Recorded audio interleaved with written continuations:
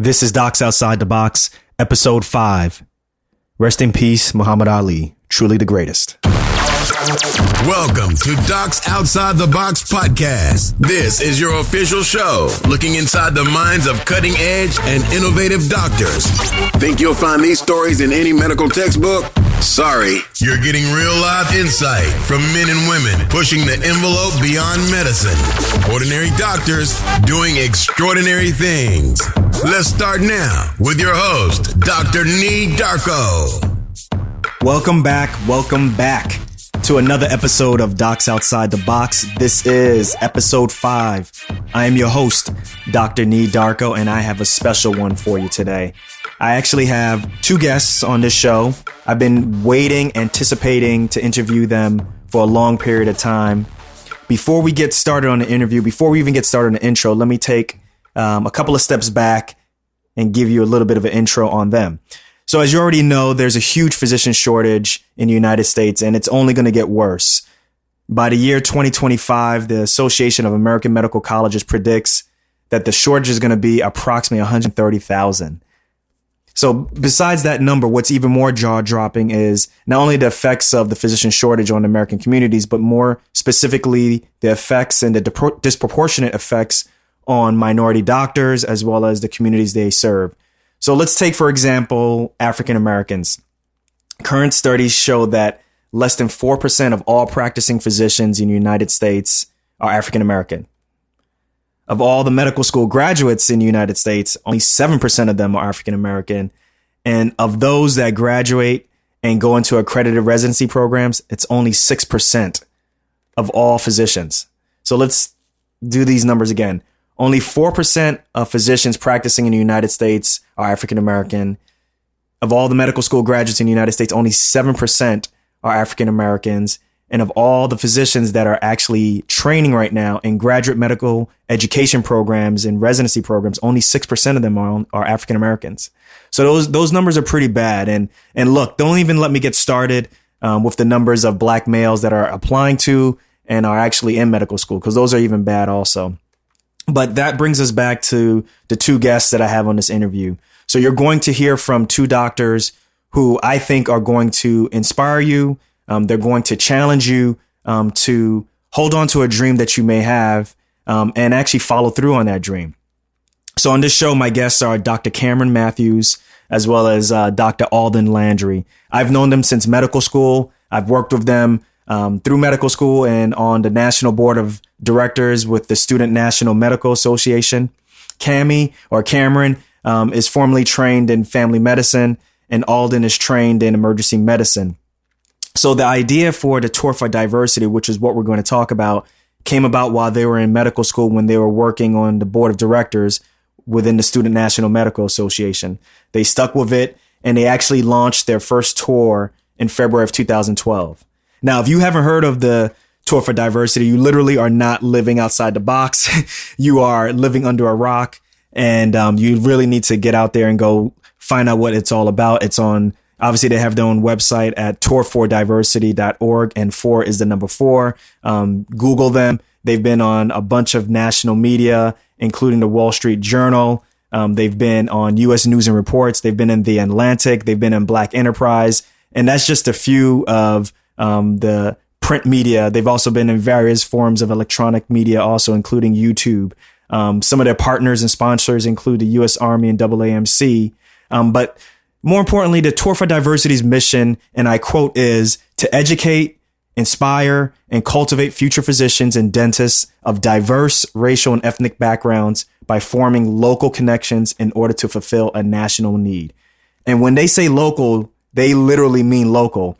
So twice a year, they recruit physicians, they get med students, they get pre-health advisors to get on a bus, and they literally drive hundreds of miles, sometimes even thousands of miles, to both undergraduate institutions, high schools, and they literally set up day-long curriculums, workshops on the process of becoming a doctor. I'm talking about workshops that cover how to apply to medical school, how to dress for an interview preparation, how to even get a letter of recommendation. They even cover topics such as healthy practices, such as eating and exercises. They have literally been, their tour has been to all four corners of the United States. They've covered HBCUs, which are historically black colleges and universities. They've covered institutions that primarily educate Native American populations as well as Hispanic populations. They've also hit off the big name institutions also. So look, without further ado, this is a really good one. This is a special one. This one is close to my heart. I introduce you to Dr. Kameron Matthews and Alden Landry. All right. We are back at it again. Another episode of Docs Outside the Box. I am extremely excited to be talking with these two. I consider them friends. We are friends, but ultimately I admire them from afar. I have Dr. Kameron Matthews as well as Dr. Alden Landry. I've been waiting to talk to these two for a long time. So let's do ladies first. Dr. Matthews, can you introduce yourself? Tell me where you're from. Sure. I am originally from Philadelphia, but currently residing in the city of Chicago. All right, Alden, you're next. What's going on, Nee? Alden Landry, originally from Texas, living in Boston. And happy to be on your podcast. Congratulations, man, for all the hard work you're doing. Thank you very much. I'm excited. I'm glad you guys are here. Now, tell me a little bit more about yourselves. Tell me what med school you guys went to. Tell me what residency you all graduated from. Again, ladies first. Is that what we're going with? Ladies. Yeah, let's let Dr. Matthews go. Let's have some, respect. I am a very proud Duke Blue Devil. I went to North Carolina after leaving Philly, and then got beat by Lehigh. You continue to rub that in, but that has nothing to do with the conversation today. I then moved up to Baltimore and went to Johns Hopkins and still continue to be very shocked about the fact that I went there. I loved every second of it, even though I had full interest in going into primary care at a very even early age, not even early stage of my education. I wanted that early on. But in the middle of med school, decided that I wanted something a little bit more than just the clinical education could provide. So I ended up taking a leave of absence and going out to Chicago, where I am now, and still continue to be for law school. So I ended up getting both of my doctorates and then staying in Chicago for my family medicine residency. Currently working in federally qualified health centers. So that's a little bit of an understatement, just to kind of just say, yeah, you just took a leave of absence and went and got your JD. That's a big deal. It is a lot of debt. That's about it. But more importantly, it is a great combination of two different fields, two different languages, two different forms of really thinking. And I, as much as I do not practice law, I feel like I use a legal frame of mind and my analytical skills on a daily basis. So I think it has really enriched more than just my ability to be a leader and administrator, but my clinical practice, honestly. You ever find yourself in conflict with yourself? Not at all. Not at all. Because I'm never doing anything. I don't look at my law degree as something just about malpractice. That's what people think, or ethics or things like that. It's more my approach to policy work, my approach to our operations even. I'm probably more involved with that than most physicians. So no, I haven't found myself in conflict with myself. Others, yes. That was a joke, by the way, anyway. All the time. I'm in conflict with others all the time. That's not the issue. Okay. Myself, right. No. Yeah. All right, Dr. Landry, tell us a little bit more about yourself. Tell us what med school you went to. Well, I'm going to start even before that, Nee. I'm a Texan by birth. Very proud of that. And went to the great Prairie View A&M University, small HBCU right outside of Houston. Prairie View produces productive people. And I was one of many in that pipeline to go to medical school. I actually went to the University of Alabama School of Medicine for medical school, and somehow found my way up north to Boston for residency in emergency medicine at one of the Harvard-affiliated emergency medicine residency programs. And after that, did a fellowship in minority health policy and got my MPH at the Harvard School of Public Health. And I've been practicing here ever since. You guys literally are the smartest people I know. Not at all. Literally alphabet soup between you both. Lots of letters, but I think the reality is, if you look at both of us, it's about practicing what you preach and using all those degrees. So there's a lot of kids that are out there thinking about these dual degree options and whatnot, but you got to figure out why you're going to do it and if you're actually going to use it. And I think if you look at the way Kameron approached it and the way I approached it, Kameron approached law school after going through medical school and realizing that there was something that was missing and realizing that she wanted to have an advocacy lens with the work that she was doing. And for me, the MPH wasn't something I was actually seeking out. It was an opportunity that came attached to a fellowship that I was doing. And so I think when you go into medical school, everybody thinks, I want to get all these extra degrees and do all this great work.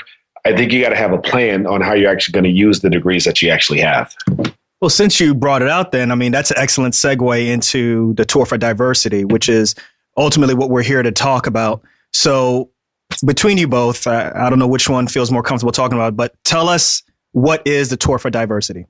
Kameron, I'll let you take that since you like to tell the story, and I'll just do my ad libs. You also like to tell it. So Alden and I have been very good friends since we were with the Student National Medical Association, of course, where we met uni and where a lot of us as underrepresented minority medical students really found a home and a source of support when we were in medical school. And at that time, we were really focused. The two of us were very focused on how we can actually expand our pre-med outreach, that the number of students that were just coming to SNMA conferences was not adequate. The representation of those students wasn't adequate. We knew there was a lot more people out there that had the potential to help our communities, help themselves, but we weren't reaching them. So literally one night we were on the phone and we just really asked ourselves out loud, what if we just got on a bus and went and visited these students? And that was really the foundation of the idea. We decided to take a bunch of our friends, our close colleagues, other people who are very interested in mentoring students and encouraging students. And we got on that first bus in February of 2012. And we visited 5 states across the South, 5 historically Black colleges and universities. And really astonished ourselves, I would say. I think we still are in awe that this program, 1, is working, but 2, that people hadn't thought of it before, and then also 3, that it's continuing to move forward and that we're getting so much support and positive feedback. Now, the way how you described the story when you met Alden and you talked with Alden and SNMA, we're talking about 2004, 2005, right? We came up with this idea in 2005, yes. So to go from 2005 to actually launching in 2012 and maintaining, at least the having the fervor still there, that's pretty impressive. Well, can I jump in? You go ahead. Yeah. So, here's the deal, Nee. So we pitched this idea to a number of people back when we were medical students. And the feedback we got was, great idea, but finish medical school first. And stay in your lane. Exactly. Yeah. Exactly. We got checked. Don't think outside the box. Right. I see what you did. Yeah, I like it. You like that? little play, little pun action. There you go. So we got checked, and we said, all right. So we Kameron went on, did all the great things with law school, finishing med school, residency, so on and so forth. I did med school, residency, fellowship, and then we had these fancy titles behind our name, started getting some clout within our institutions, and we actually reapproached many of the same individuals who turned us down 7 years, earlier when we were going for the tour back when we were med students. And we presented essentially the same idea to these funders and to the schools that we were approaching. And they immediately jumped on board immediately. And it was just a matter of timing and opportunity. I think that's really boils down to it. So it's safe to say that you guys felt very strong about this, that when you guys got told to be put back in your lane or stay in your lane, you felt so strong about this idea that you hung on to it, you tweaked it. Am I describing it right? Is that how the process went? You just said, look, there's no stopping us. We got to get this idea out. Yeah. Go ahead. I would say definitely, because we knew that this was a need, that there were students out there that were not being reached, that would really be able to help us in this whole concept of diversity within medicine. So really, we knew that we just needed to sell it sell that idea in a different manner more than anything. Because the idea, and Alden, correct me, I don't believe, I mean, it's been so many years, but I don't think we really changed the idea during those 7 years. We kept the same idea. It actually wasn't until we got on the tour where we had a little bit more of an eye-opening when we realized we needed to really more so tweak our presentation. But the idea itself never changed from that first conversation to when we actually got on the bus. Okay, good. Don't give us any details about the first tour, because I really want to get into that later on. So don't take. I really want to talk about that. Okay. But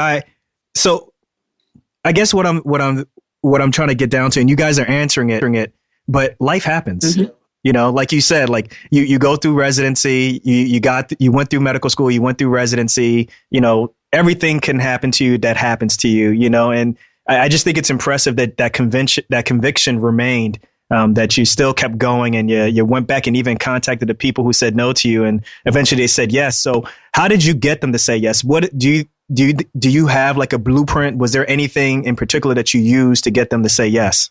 Well, I mean, there's not a blueprint. I think we had a sound idea. We were coming from a position of knowledge, and I think, you know, when it comes to programs like this and opportunities like this, you have to have a knowledge base that others are going to respect. And so we weren't coming at this as novices. We weren't coming at this as individuals who just had some fly-by-night idea. I mean, we had actually thought about this, researched this, sort of put together a plan. And when we presented to them, it actually sounded a lot more cohesive and coherent than I think Kameron and I actually both believed in. I mean, here's the reality. When we did this, I mean, it was literally, you know, the shell game that you see folks playing on the side of the streets. 3-card Monte? Yeah. You know, because, you know, we kept telling the funders, hey, we got this great idea. We got the schools and we got all these people that are ready to jump on the bus. And they were like, oh, really? Well, we have to be a part of this. And then we were telling the schools, hey, we got all this money and we got these doctors that are ready to get on the bus and come talk to your students, but you just got to give us an opportunity. And then we had to convince all of our friends that we had this idea together and we had schools and money to go and do this. And would they be willing to jump on board? And so we were really playing this sort of shell game with all these different, and it actually all came together literally 4 or 5 months right before the tour. And then Kameron and I were both like, well, I guess we're really doing this. And like it's for real. They're expecting us to do this. It's either a shell game, 3-card shell game, or it's a Ponzi scheme. Which one? A little bit of both. A little bit. Right. A little bit. So once you got sponsors, once you got sponsorship, the next step obviously was, okay, we got money. Someone believes in us. How were you able to convince doctors to give up a week of, from their practice and go and travel throughout the United States and do this? What was the pitch to them? I think that was probably the easiest sell, honestly, because the people that we went to, we knew were just as passionate about this entire concept. And we chose our friends. We chose people that we knew would have the enthusiasm that we needed. But admittedly, over time, we got a little bit more fine-tuned in our selection process. I think up front. For the record, I've never been asked again to be on a tour. Stop. You don't have to. But you're already. You're always on it. I'm just joking. Go ahead. But I think at the beginning, it was really more who is just interested in talking to students. And there's a lot of us out there that share that passion. While some may go abroad, some may do different sorts of mission sort of work. This is what our mentors, this is their mission. This is what they're passionate about. So it actually wasn't that difficult of a sale. So why a bus? Why not just fly to different places and, call it, maybe 3 days. You go to, you go to California, then maybe you go to a school in, somewhere else on the West Coast, and then another school, maybe in New Mexico, and then you call it a day. Why get on a bus? Well, there's a couple reasons. One, it's, that's expensive, homie. We're able to do, we're bringing anywhere from 12 to 16 people to these colleges. And just from a cost standpoint, it's not realistic to hop on a plane after each trip and move to the next city. So it's definitely cost prohibitive. But I think the other thing is, I think there's some imagery that goes along with it. You got a bunch of Black and Latino folks getting on a bus, driving around the country, trying to promote diversity in the healthcare workforce. And, there's often people, bringing up imagery of other famous bus rides in the past, the Freedom Riders and whatnot. So I think there's a little bit of that goes along to it. And then lastly, I mean, there's a lot of camaraderie and team building and friendship building that happens on the bus, and that just wouldn't happen if we were on an airliner going across from city to city. I don't think it's so much the airliner. I think it's the fact that we're in this we have a captive audience. We're shut off from the world, and we're all close, so that we actually probably get a little more off the wall than we might have ever expected. That wouldn't have occurred on the plane at all.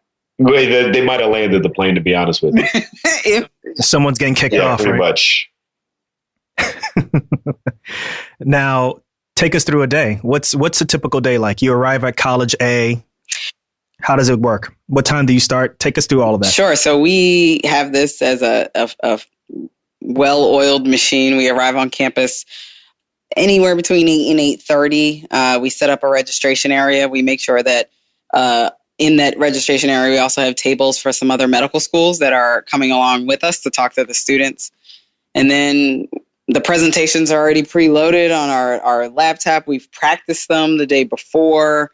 Most of us have done some of these presentations before as well. So the information we've updated definitely from day to day. And as more information comes out from any respective body, AAMC, whoever.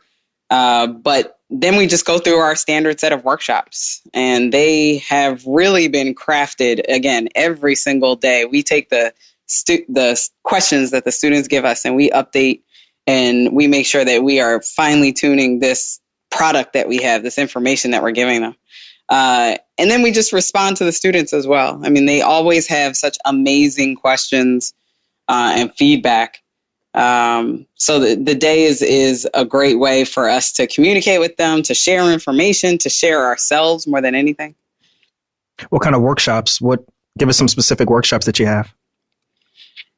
So we go over the application process. So in that, the details that need to be included in the standard application, the personal statement, more importantly, the interview, which a lot of students are just not prepared to have that conversation, to make it a natural conversation as opposed to a set of questions and answers. So we do some mock interviews so that all can practice. Test taking skills, the other skill set that we deem to be very critical, and that is one that a lot of students, unfortunately, don't come with that strong background, particularly those of us that are coming from disadvantaged backgrounds or schools that don't prepare them. So we really try to focus on those two areas so that the students really do understand the importance of them. And then we share our stories. We talk about our careers, how we chose our specialties, and why we love what we do. More importantly, we try to really motivate them. It's really impressive that you're able to do all of that in how long? 8 hours? Just under 8 hours. Yeah. Yeah. That's really impressive. How do you choose which school, which region to go to? Is it random? There's a little bit of thought that goes to it. I mean, we definitely try and go to the places where we haven't been. We try and go off the beaten path, trying not to go to the institutions that are sort of sitting in the shadows of the big academic institutions. I mean, if you look at our first tour, most of the schools were nowhere near any major academic centers. And so these were students that were really at a disadvantage when it comes to getting exposure and the mentorship that you would expect for someone who's going to be a competitive applicant to medical or dental school at the time. And so we try and look for institutions that, one, are welcoming us to their campus, but two, still recognize that there are maybe a little bit of shortcomings that they have as far as what they offer their students. We don't want to go to the places that are overly resourced, because then we're sort of preaching to the students who already have everything lined up for success. But then we also try and not go to the institutions that are so under-resourced that when we go there, we're essentially falling on deaf ears because the students are going to struggle regardless of how much we have to offer. So we have to find that sort of sweet spot as the right schools to host us. We do definitely look for something that's geographically reasonable. I can remember on that tour in Texas where we drove from El Paso all the way to San Antonio, and that was 8 hours. I remember that. Yeah, it was tough, wasn't it? Yeah. And so we try not to do that to our mentors. We try and be respectful of their, of what they can tolerate. So we try and look for schools that are sort of geographically close, within reasonable driving distance.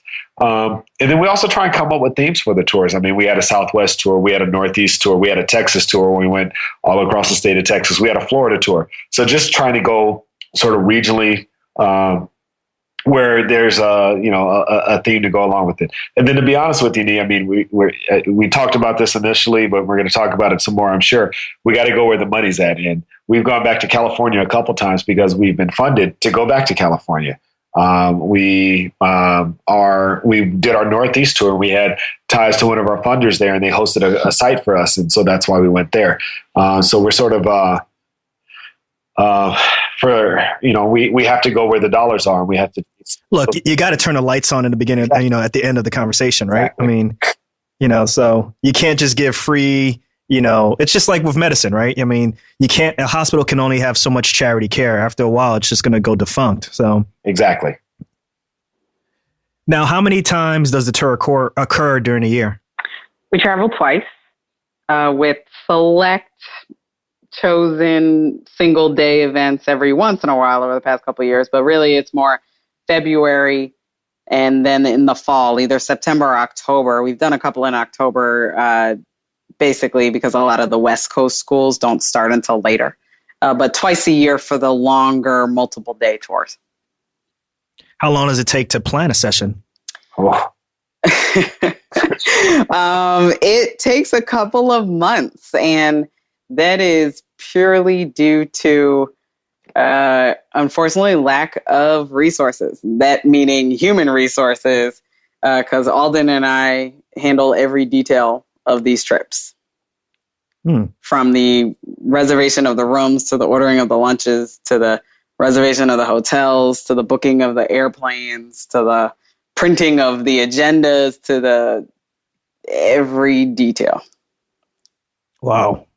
So you have, as of yet, you don't have staff, you don't have a secretary. We had a wonderful administrative assistant who was with us part-time and then accepted a full-time position elsewhere. So, and she really did relieve a great deal of the day-to-day logistics. But we were, of course, happy for her that she found something that fit her. But no, as of yet, we do not have someone full-time. We don't have an executive director. We don't have even someone to man our emails. So we're responding to emails and requests throughout our day lives. Hint, hint, college students, you hear this? They're looking for interns. We do have interns. That's true. We've had two great interns. One actually, it's a shame because we're losing him, but we're losing him because he's actually moving on to bigger and better things. We actually have a mentor, an intern who's been accepted to medical school. And so, congrats to Sean. He's been with us for, I don't know how many tours. But he's essentially become a staple. And even before he was an official mentor, he was the one that actually the students would actually come to when we were on the bus. The college students would come to him asking for more advice from him than they would from us because they saw him, as one of their peers. And he's actually been accepted to med school, got a full scholarship. He's going to be awesome, and he's going to be an amazing doctor. Just doesn't. Yes, he will. We're very happy. That is amazing. Another intern who helps out with our webinars, and he's doing great things. He's actually doing a postback program, and I'm sure that in a year he's going to be getting his letters of acceptance to medical school, and we're going to lose him too. So we're always looking for new interns to come on board and help us out. Now, Okay, let's take a step back then. Okay, because the things that I heard that you said, that you guys are calling the schools, you guys are setting up the lunches, you guys are making reservations for the buses and the hotels. But you guys have lives, right? I mean, you have significant others, you have family, you have your own clinical practice. What I really want to know, I think what the listeners want to hear is, how are you able to find time to do this great work, literally God's work? How are you able to find time to do that, but also at the same time devote time to your clinical medicine? Well, I think we've first and foremost been fortunate enough to have people at home that support us. Alden's family is amazing. My dog absolutely adores me. Wonderfully. So yeah, our home life is very supportive. So the regular evening conference calls, the chats, the emails, the grant writing, everything that has to happen away from the normal workday, that flows very well. And then also, Alden and I complement each other, so we know who's going to take what typically as far as different tasks. So we can delegate responsibilities to each other quite well. And that comes along with just working so long together. And that's what I wanted to know. I mean, you guys obviously were friends first, but now technically you guys are friends, but also at the same time, you're business partners. You're in a business relationship. How does that ebb and flow work? Do you have friction? Is the friction good? I've seen the friction. That's why I'm asking. That's not even cool, man. You try to bring up old stuff. Hey, we'll edit that out. Okay. What do you think? I mean, it's listen, I'll be honest with you. Cam and I are about as close as you can get from a friendship relationship, and I think professionally, I think Cam hit the nail on the head. I mean, we can read each other and know exactly what each other's thinking, and we're almost to the point where we can professionally finish each other's sentences and address issues without. It's seamless. We get an email, and I know when it's time for me to reply as opposed to Kameron, because I know the approach she's going to take with the email. And it's actually interesting. I'm probably the softer side when it comes to replying to folks and sort of getting people to stay on board. Or Cam is about as heavy-handed as she could get. That's so true. But well, when it's time to keep the mentors in check, all I have to do is look at Cam, and I know Cam's going to get them in check and keep everybody in line. Exactly. Well, that's the lawyer side coming. No, that is not the lawyer side. That is just Cameron's side. It was there before. Everybody knows you not cross Dr. Kameron Matthews. I mean, that is just, you don't do it. But no, we also we play off each other, but we also do not get along at all times. I mean, actually, you weren't there, but there was one tour where people were very scared. There was one day. Come on. They say pressure builds diamonds, right? So, I mean, come on now. Like, you can't get along on everything, though. Yeah, so. But, we have our moments. Our moments. But, again, it only goes back to, one, our friendship, but then also, two, our product, our organization, our mission of why we're doing this in the first place. We just get over it. And every once in a while, I think there's been a handful of times we've actually needed to apologize to each other, but usually we don't need to. It's just part of how this works. Yeah. So here, I'll tell you this one, Dee. So we were actually on our Florida tour, and you're actually going to tell the story. Hey, I mean, this is inquiring minds want to know. It's a podcast. Come on, at. So we're on the Florida tour, right? And Cam blows up at me because we're at the restaurant and I don't want to go get the taxis to bring us home. This is the first night on the tour. And so she blows up on me, and everybody at the table who's a new mentor is freaked out. And the old mentors are like, okay, so it happened today as opposed to 3 days from now. And they were just like, all right, it happened.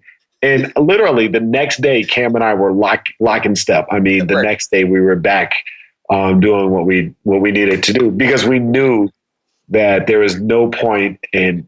First off, we knew it wasn't a real argument. We were just, you can't sweat the small stuff. Exactly, right? and it's about what we're there for, and it's about the students, and it's about Tour for Diversity, and our personal, quarrels go by the wayside when it's time to be. Man, I was so mad that you did not go get those calves. I was so mad. All right. Well, in keeping with the imagery, you guys are giving us a good picture of what happens on a tour, right? Tell us what it's like. Tell us what it was like on the first tour. So you got your funding. Yeah. You got docs to buy in. Everybody flew into, what was it, the South? Hampton. Mississippi? And everybody flew to Hampton, Virginia. Mm-hmm. Okay. So tell us what it was like that first tour. Like, you guys are live. Like, this is for real. Mm-hmm. People are relying on you. What was it like? Well, I think we at least knew in advance that we would need that first day to set up, to prepare, to go over these presentations.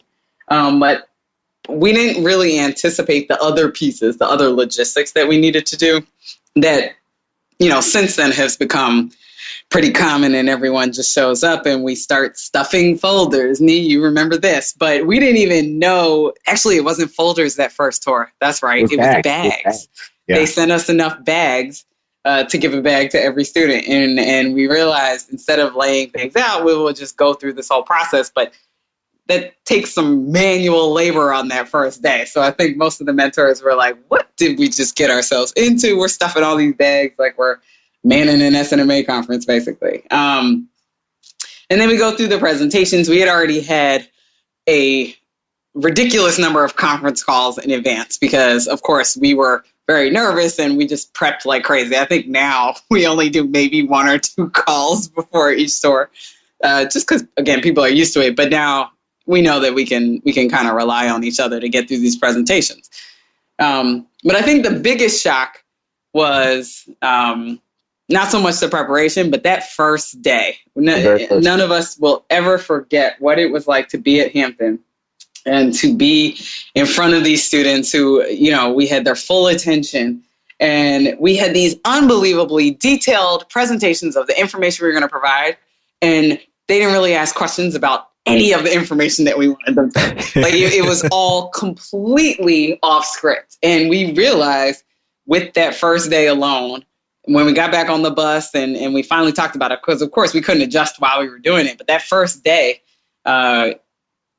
we decided we needed to change our presentation, how we were actually going to give them this information. And it was based off how they were interacting with us. They wanted us to be more personal with them, to share our stories, to share our experiences, to share our failures, and instead of the scripted presentation. So that first day really opened our eyes to what the students needed to hear as opposed to what we thought they needed to hear. So you changed within 24 hours, or are you talking about you changed to another tour? No, we changed that day on the bus, going to the next stop. Laptops out and everything. I mean, I would love to go back and look at those first presentations, because it was essentially everything you could pull off the web, from AAMC.org, explorehealthcareers.org, Student Doctor, any of these sort of generic, scripted, very generic, information sites.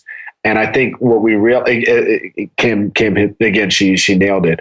The students were like, yeah, but what happened to you? And how did you do this? Or how did you overcome this? And when we started sharing our personal stories, like, it took the conversation to a whole nother level, and the kids could relate to us so much more, because everybody has this vision of physicians and medical students as being sort of infallible, never failing, never struggling.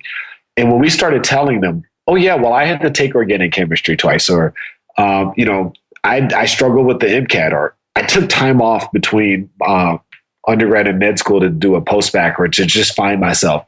The kids, they realized that, hey, these people are a lot more like me than I realized, and I can actually do this because they did it, and their struggles are not unlike my struggles. And so we got on the bus that day and we said, all right, guys, we got to fix this. We got to make this more personal. And we had the laptop out. We went over the evaluations.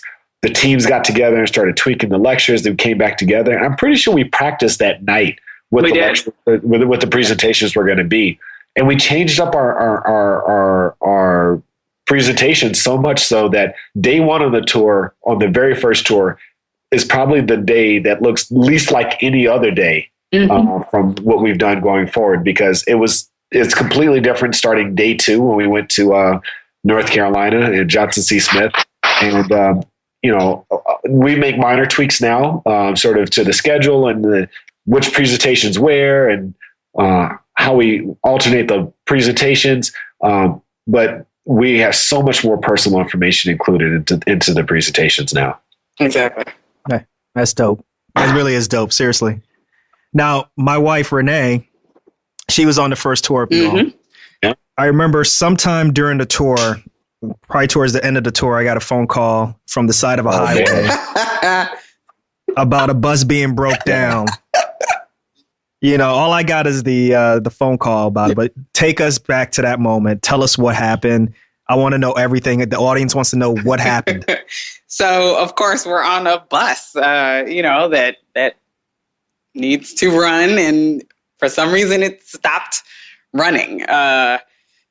In Mississippi? No. Georgia. In Georgia? Right? Okay. We're about 6 miles from the Alabama border. Exactly. It stopped in Georgia. And it is what, like 11 o'clock at night, 10 o'clock at night? No. It was like 12:30, 1 o'clock. And all of Georgia is nothing like Atlanta. I'm just letting people know. So just leave it at that. This was not a safe area for a group of minority people. Let's just say that. It was exit 6, Kia Boulevard. I will remember Boulevard. I have since, where were we that we drove past that sign again? I don't know who I was with, but yes, we're at the Kia Boulevard sign and we're sitting on this bus. The bus driver had obviously phoned it in and we're waiting for some sort of assistance, but then we are just starting to get bored and restless. So we jump off the bus and start playing red light, green light, like elementary school on the side of a highway. On the side of a highway. We start, doing the horn motion so that when trucks go by, they're beeping at us and everything. At one point, some random scary looking guy comes walking down the highway and we all just stand there and just be quiet and let him go by. He just says hi and we say hi. It was just random, but really the entire situation, just like every other time on the bus, is like a bonding experience. We can always talk about Kia Boulevard and the fact that we then had to pull our luggage off of the bus, take out one change of clothes because we didn't need the space for luggage. We needed it for our boxes of stuff for the next day. When probably the 3 cabs on that side of Georgia came and got us, we had our clothes for the next day, the boxes for the next day. We get to the hotel and we are at the school by 8 o'clock the next day to do it all over again. The show must go on. Let me tell you, our mentors probably got 3 hours of sleep that night. Yeah. And the quality of those presentations was absolutely amazing. The mentors, they kicked butt that day. It was a great presentation, tons of energy. We had a great stop. And I know everybody was dog tired because by the time we got back on a different bus, because our bus was out of commission for the rest of the tour, by the time we got back on our different bus, everybody was asleep. But I don't think any of the students will ever know, unless they watch sort of the recap video of what actually happened that day, because they did an absolutely amazing job. Yeah. And I got to be honest with you, seeing Ty, one of our long-standing mentors, try and do cartwheels on the side of the highway is something that is etched in my memory. This is Dr. Tyree Winters. Dr. Tyree Winters, yes. He's 6'3". Oh, 6'5". Don't get 6'5". National representative of the American Osteopathic Association, yes. Okay. But he's about what? He's about 220 pounds? Oh, you're being generous. But yes, 220. Hey, sorry, Ty. Alden said it, not me. Yes, doing cartwheels. We just have fun when we're together, and I think that is noticeable to the students. Beyond just sharing our personal stories, they can see that we are friends, we are families, we are colleagues, and and we're people. The fact that we can interact with each other just by riding on a bus, and we tell them this, that we're only together a couple times a year, but we connect, and we love coming to talk to them. it humanizes us even more. They respond to it. They love to see us interact the way they might with their friends and families. So the bond amongst us as mentors is strong. Now, what's the success of T4D so far?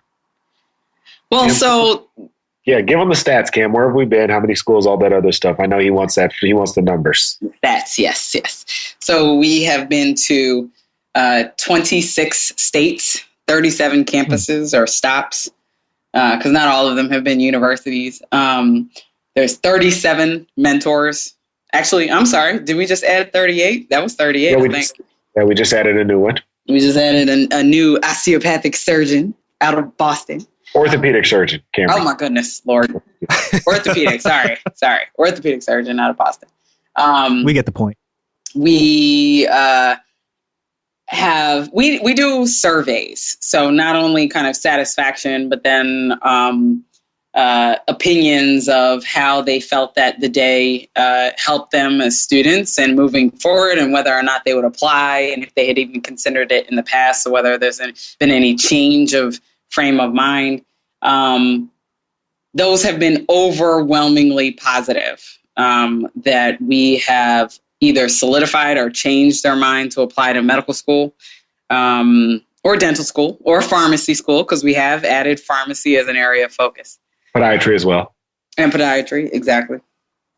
And overwhelmingly, the students respond positively, but the anecdotal comments are even more poignant. We actually think that a number of students, time and time again, come up and will tell one of us face to face that they never thought this was possible before they talk to us, that they now feel motivated enough to apply, that they might have been told no, or they might not have even considered it because it wasn't something that they saw someone do in front of them, in their families, in their towns even.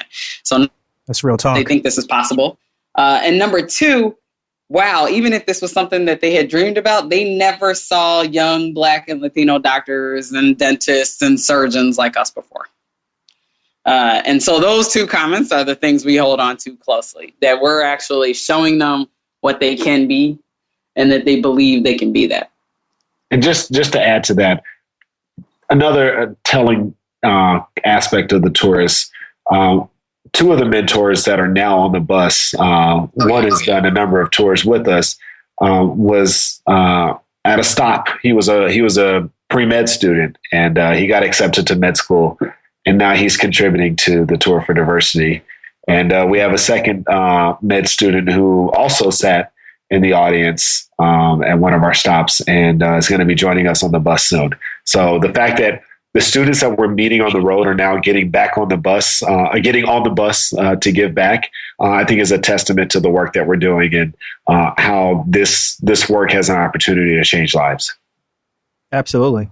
So with all the success, I know you guys aren't resting on your laurels, obviously, but what are some things or what are some areas that you think T4D can improve in? Wow, there's a lot. I think what you have to look at is what we do is very much thinking about how we interact with students. It's a very cross-sectional approach. We're sort of catching them at this one moment in time. And the reality is what students need to go forward is really longitudinal or long-term mentorship and exposure. And one of the things that Kameron and I often struggle with is what resources we're going to leave these students with and how we're going to be able to provide for these students after we meet them on each stop. And so we try our best to bring resources to the schools, whether it's helping the pre-health advisors to be more knowledgeable about the process and tying them in with the National Association of Advisors for the Health Professions, or working with the students to help them develop their own sort of autonomous pre-med organization like MAPS chapters, so they can do this work for themselves and help support each other with this whole collective efficacy approach.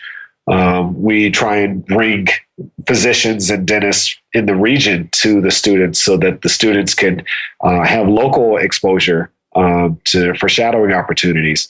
But I think the reality is, there's only so much we can do, and we need to figure out how to do these warm handoffs better, so that once we leave the students, we can put them in contact with the right people to help them continue to grow. And it's a struggle because, like Kameron mentioned, we're only 38 mentors, and we're scattered across the country, and we're practicing physicians and residents and medical students, and we're extremely busy. But there's a lot of kids who are out there who are just really thirsty and hungry for knowledge and support. And unfortunately, we can't give it to them. We can't help every student that we come across. Kameron? I think there's a couple of different ideas that we have had as far as additional audiences to reach, additional ways to assist the students in a more detailed and hands-on manner, not just kind of the one-on-one mentoring as well, but building up more of those critical skills that we discussed before.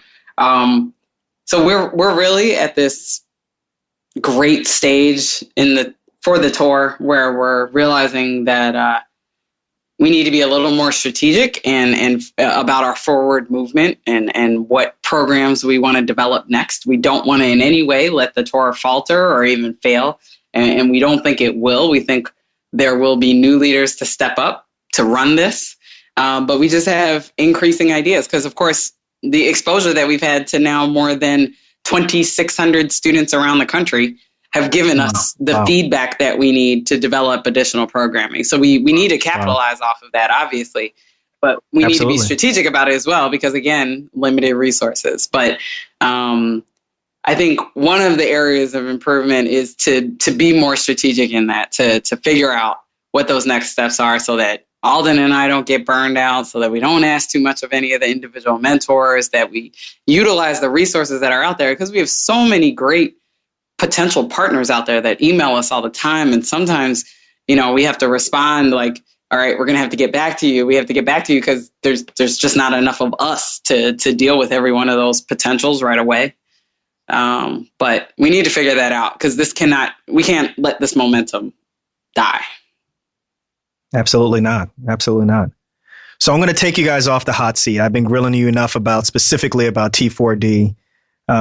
Let's take a step back. And I'm going to ask you to put your mentor roles on again. What's your advice for physicians who are considering doing something similar? Now, it may not be Tour for Diversity or something within that realm, but they have an idea. They're a medical student or maybe even a pre-med student, and they have so much conviction on it. And maybe they've been told, stay in your lane. What's your advice for physicians, for medical students, for college students who have a similar plan and they can't get it off the ground? Geez. So I think persistence pays off. When we came up with this idea, we knew it was a great idea, but we didn't know how it was all going to flesh out. And I think that Kameron and I did a lot of preparation before we approached anybody about this. And we had our I's dotted and our T's crossed, and we had an answer for just about any question we thought we might be asked. But then we also really believed in the work that we were going to do. We believed in each other and we supported each other. And I think you can have ideas and you can be individualistic with this, but I think if you look at a lot of the great successes that are out there, it's been from teams and partnerships. And I think that was really important in the success that we had. And then also, like I said, we just prepared. We knew how to answer the questions that we were going to be posed, and how to make sure that we sounded as if we knew what we were talking about, even if we didn't necessarily know what we were talking about. And we knew how to convince people just based off of our passion and our genuine interest that this is something that they wanted to invest in. And so I think for anybody that has a passion and has an interest, you have to be patient. It may not happen the first time. You may get overlooked, you may get passed up. But if you have a goal, if you have something that you want to pursue and you think it's going to be something that's going to have a huge impact, you can't let it go, and you can't just let one rejection be the reason why you quit doing the work that you're interested in. I like it. Was I rambling? Because I felt like I was. No. It was excellent, man. Excellent. So let's do some quick, fast questions. All right. We're getting towards the end of the interview.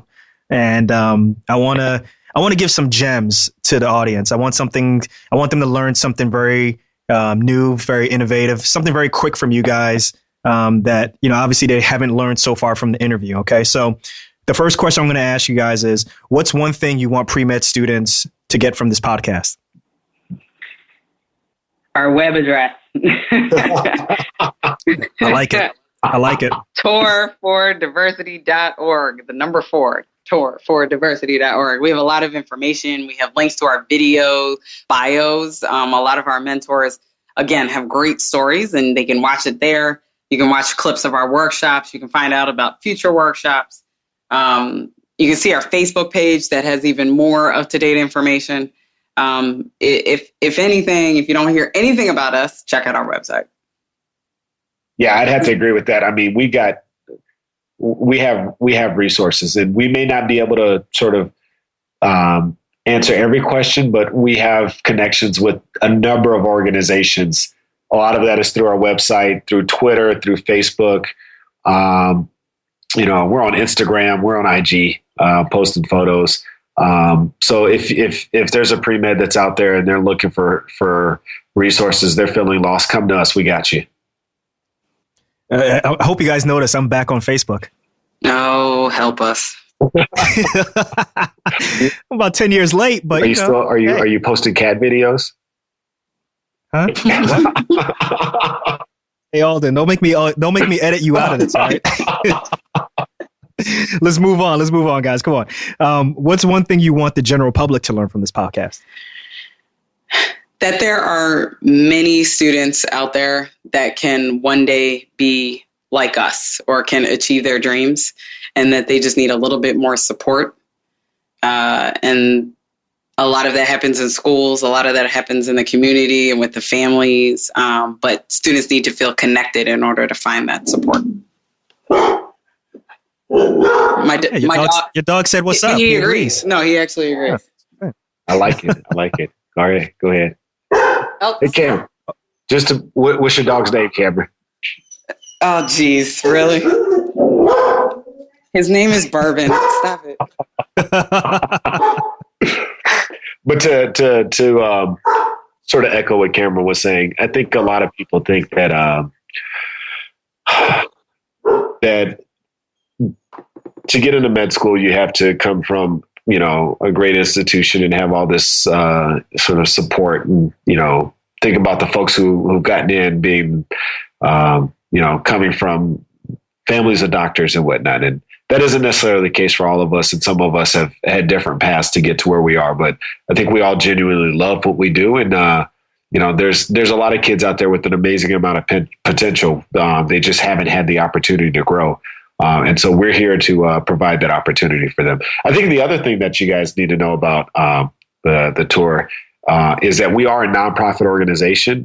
We have been funded through grants and donations and sort of in-kind support from a number of individuals. And if you want to donate to the tour, again, go to that website, tour4diversity.org, and click on the button to donate and see where your dollars go. Strong work. Support the tour. I love it. All right. Well, that leads us to our next question then. Yeah, you got good segues, guys. So if T4D got funding for the next 50 years, the next 50 years, all right? 50. Okay. All right. No expenses are unpaid. Everything is taken care of. We actually buy lotto tickets with that exact concept in mind. No, not the lotto. Come on now. That's the worst thing you can do. Oh, I know. Doc's outside the box and your financial aid and from, being debt free. We understand that. Yeah, no lotto tickets. No lotto. We'll talk about that later. But no lotto tickets. Hey man, when it gets like in the multi, hundreds of millions of dollars. I mean, come on, man. A $5 goes a long way, man. Right. All right. Well, okay. So if you got funding for the next 25 years, then all right, all expenses are paid for. Would you still practice medicine? Wow. Boom. Would I still practice medicine? Probably not. So appreciate your honesty. Yeah, I mean, in my answer probably differs than Kameron and some of the other guests that you've had on the show. But I know that I'm a good doctor. I enjoy what I do. I love taking care of my patients primarily and being in the emergency department. But I also know that I have a skill set and some talents that are outside of the emergency department. And that time in the emergency department maybe takes away from the time of me doing what I truly love. And that's the mentorship and advising and program development that I do with the tour and some of the other roles that I have. And if I can do that full time and not have to worry about the financial burdens of getting into med school and, going through med school and paying off my debt, I would do this programming stuff full time. And, as far as what I would foresee with the tour, I mean, we can do this regularly and, we would have staff and we would have other programming and all these other ideas that Kameron and I bounce off each other about what we want to do next to grow the outreach that we have for these students. We would do it. And I think we'd have the support staff to do so. And it wouldn't be Kameron and I answering every email and replying to every tweet and checking in on the students that we're mentoring. It would be others to help us with that process so that we can have an even bigger reach with the work that we do. Cam? So I've been incredibly fortunate with my day job that really achieved some things to get me to a level now where I feel like I'm at a good balance for my skill set. Very similar to Alden. I have a skill set that I think is also outside of clinical medicine. So currently, I see patients very little amount of time. I do more administration and strategic planning and program development. So if we got to the point where we were funded solid, I would probably continue in the same sort of direction as I'm going now. Because I see patients a half day a week now. So now, do you feel like medicine is almost like the gateway to what you really want to do? It's kind of open the doors to that stuff? No, I think medicine is the reason why I'm doing what I'm doing more so in the sense that we don't have a lot of people with a clinical background who is doing the administrative work, the program development, the mentoring, the nonprofit work. We don't have a lot of people who are strong clinicians also doing that because our traditional training wants us 100% clinicians. Whereas we all know, and that we need to step outside of the box, and that our generation really values the fact that we can have that kind of duality or plurality frame of mind as far as how we approach our careers.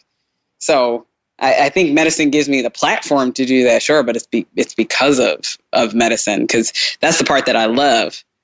But then it's the reaching out and working with others and working with future health professionals that's even more enriching. Yeah, I would say I appreciate the honesty that you guys are giving me on just this one. to add to what Cam said. I think for now, given that we don't have unlimited resources and actually practicing for both of us gives us street cred because we can say, hey, back, I saw when I was seeing a patient, when I was in the clinic, when I was in the emergency department, this is what I was experiencing. And this is some of the interactions I was having with patients, with colleagues, whatever it may be. And so people, have to take us more serious because it's not just that we're administrators and we're not just sitting in our, in the C-suites. You're down in the trenches. Yeah, we're down in the trenches. We're rubbing elbows with everybody else. And so it definitely gives us street cred. Mm-hmm. All right. Who's someone that you admire? There's a lot of people for me. It could be in any field. It can be any regular person. It could be an actor. It can be a physician. It could be a businessman. Yeah, I think the people I admire a little bit more, they're people I can relate to. So it's definitely my father. He's one of the best people I know, and my grandparents, my grandfathers, just strong individuals who were dedicated to their own individual crafts and making sure that they supported their family. And that's something that's definitely valuable to me. And then also all the mentors that I've had along the way. I mean, whether it's from my pre-med advisor in college to my mentor in medical school and to my mentors, and I say that plural now, they're all individuals who are doing amazing work, and they're people that are easily accessible to me, and I really appreciate the relationships I have with them. So those are the people that I admire the most. Cam? Yeah, I would definitely echo all of that. I mean, my family, my mother and my father, made me who I am today.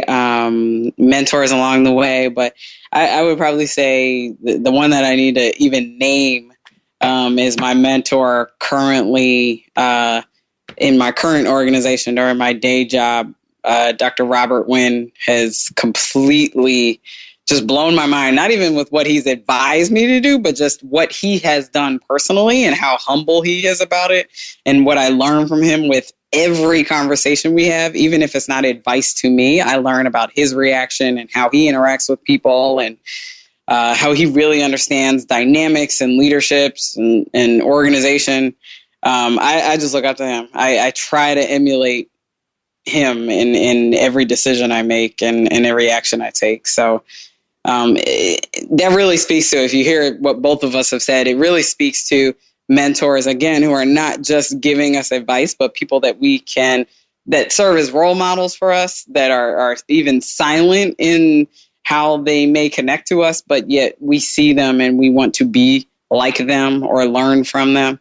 And again, that's what we tout to our students at all times, that you need to find that person, because none of us can do this without that forward-looking perspective, that we see someone who we want to be.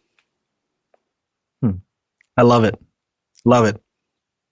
So you guys remember maybe about 4 or 5 months ago, I put out this Facebook post called #I'm not just a doc. And, it got off the ground and it was actually pretty popular for a while. So what I've been doing is I've been asking all of my guests to finish that statement. So, Kameron, I'm going to ask you first. Oh, I got to be first. Ladies first. Divas first. So first off, you have to know this about Kameron, is she loves hashtags. So she's about to hashtag her whole life. All right, for the sake of time, let's keep it to one adjective, please. All right. So, Cammy, #I'm not just a doc. I'm a... How to answer this now, because there's so many different options. Oh my gosh. Wait, I'm not just a doc. I'm a leader. Love it. Yeah. See, that's a mic drop right there. Cam. That's what I do. That's what I do. Yeah, that's what you do. You know what I'm saying? I mean, should we just finish the show just like that? Alden, I don't think you even had a chance to talk. No, man, I'm good. #drop the mic. #drop the mic. There we go. Here we go. Go ahead. Keep going. All right, Alden, go ahead and complete that statement for us, please. I'm not just a doc. I'm a mentor myself. I've taken on that part of what's needed for the next generation of docs. So I'm not just a doc. I'm a mentor. Love it. Love it. So I always end the show by acknowledging my guests. And that's not my idea. I got it actually from another podcast that I listen to a lot. It's called The School of Greatness. It's hosted by Lewis Howes. And at the end of his shows, he always acknowledges his guests for just the things that they do. And, just a form of saying thank you, not just for being on the show, but just thank you for you being you. And I want to do that to you guys. Okay. I want to acknowledge you both for not giving up on your dreams, for putting in the hours, the late hours, overnight hours, the late night phone calls, perfecting a curriculum on a bus, driving through desolate areas in Mississippi, staying to your convictions and convincing company after company, sponsor after sponsor to support T4D. And ultimately, not just T4D, but to support a lot of these students who don't have a voice. You don't forget about the struggle. You both are fully and truly embody reach one, teach one. You literally are leveling the playing field. And not many people can say that they're doing that and they can actually see the results. So you're literally not just leveling the playing field, you're actually changing family trees for people. And this is all because you let your convictions tell you that everybody has a place at the table. Everybody from whatever community they come from, even the ones that don't matter the most, really matter the most. So with that, I want to say thank you, Dr. Matthews. Thank you, Dr. Landry. You guys are doing great work. We all appreciate you. Thank you so much for being on Docs Outside the Box. Man, you trying to make me cry? I mean, what are you trying to do? Oh, my goodness. Exactly. Dr. Darko, jeez. I just dropped the mic. Boom. And that's it. Episode 5 is a wrap. It is officially over. It is history. This was a bit of a longer interview, but it really was a great journey. It really was some great storytelling, and it was raw, uncut, as well as authentic. So I did not want to cut too much out of it so that you can get the flavor of what they really were going through. So I really appreciate your reviews. I really appreciate your positive and your negative feedback. And as a matter of fact, actually, I'm going to take a moment to recognize the one review that I have on iTunes. It is paltry, but I do appreciate the one person who's gone out there and left me a review. It really is helpful, everyone. This review is from Murcurii. It's Murcurii. And she says, or he says, really like what's going on here. This is, to me, truly inspiration. For those who care about medicine, caring for patients, and also caring about themselves, I think this is worth a listen. So Murcurii, thank you very much. Also, guys, remember I'm on Stitcher Radio. I'm also on Google Play Music. So leave a review there also. On the website, you can also leave your thoughts. Dr. Christopher Morrissey says, great podcast, very informative and educational. Thank you for sharing your passion for medicine and beyond. Dr. Morrissey, thank you so much. And then also Ramona Jones also left on the website, fabulous and very informative. So look, also don't forget, I can also get feedback on my Twitter handle at DocsOTB, as well as Facebook. We got a Docs Outside the Box Facebook page. So make sure you go back and visit that and leave a message. Remember, I want you to listen. I want you to share. And also I want you to subscribe. And with all things, always remember to always live outside the box.